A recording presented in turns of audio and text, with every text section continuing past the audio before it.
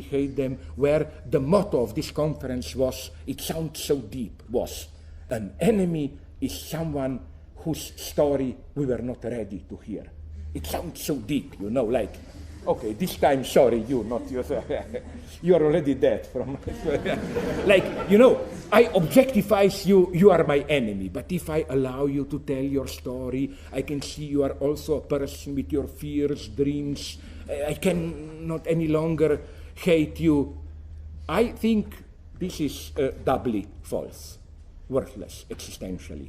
First, to show you how false it is, do something very simple. Replace the general form with a concrete one. Would you also say Adolf Hitler was our enemy because we were not ready to hear his side of the story? And you should. This is why, in spite of all its problematic character, and who has the time today to read 1,000 pages, is it already translated in German? I'm not sure. That novel, Les Bienveillants, The Kindly Ones, Jonathan Littell. This is why it provoked such an unease, because it tells the story from the side of a mid-level bureaucrat Holocaust SS officer who simply presents his case in detail and so on and so on. That's so horrible. I mean, here, this is how I read also Hannah Arendt's Banality of Evil.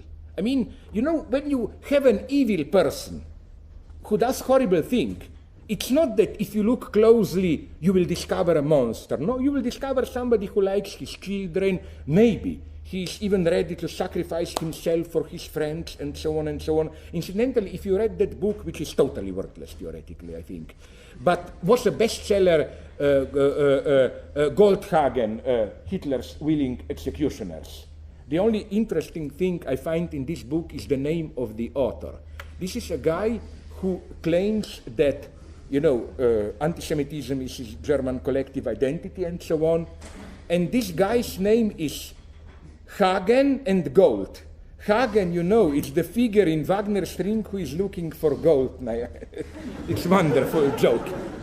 Okay, but what I want to say is that the only good part of that book is, I think, one of the middle chapter, documentary chapter, where he quotes all the home letters, and effectively, you can see how the very people who were killing children, blah, blah, blah, beating Jews out of the ghettos in Eastern Europe, were ready to then, in a battle, to sacrifice for a friend. They cared about their children. I mean, I don't think there is any truth in how you from within experience yourself.